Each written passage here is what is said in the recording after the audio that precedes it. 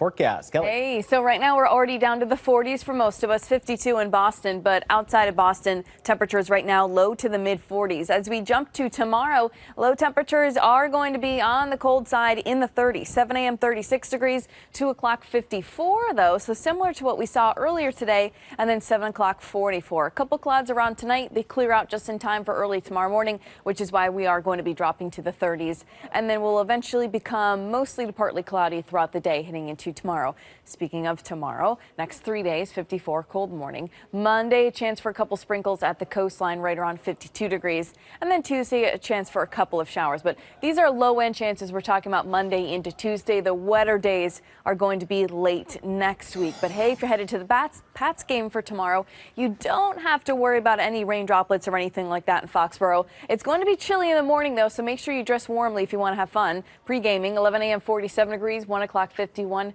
4 o'clock 53. As I mentioned, more rain chances late next week. I've got that coming up.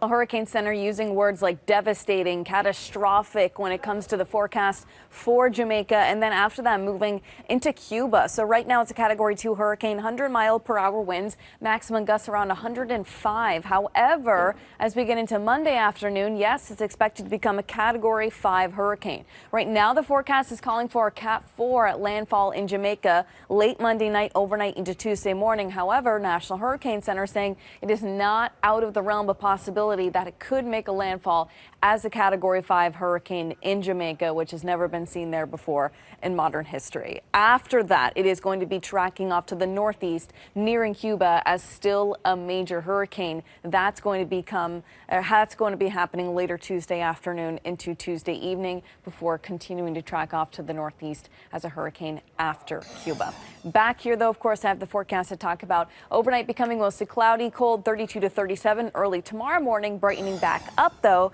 So we're going to have a cold morning, but we will warm back up 51 to 56 degrees. Not that that's necessarily a warm day, but it is the end of October, almost November, which is crazy to think about. We have some rain chances to talk about. Not for tomorrow. I'm going to go through day by day. Monday, I don't want to rule out a spot sprinkle across the coastline. That's really about it. Tuesday into Wednesday, we have chances for a couple isolated showers, primarily across Boston and southeastern Mass and eastern Massachusetts. It's still not looking like a soaker of a day, but we just have a couple chances. Where the forecast gets tricky is Thursday into Saturday. It's a similar thing to what we saw with the last nor'easter. Time plays a part. We're still very far away from Thursday into Saturday, next Thursday. But then also there's a lot of moving parts with this forecast that's making it incredibly tricky to track. So some forecast models bring a next potential storm system with rain and wind starting Thursday, but then ushering out by Friday morning. We know what Friday is. It's Halloween.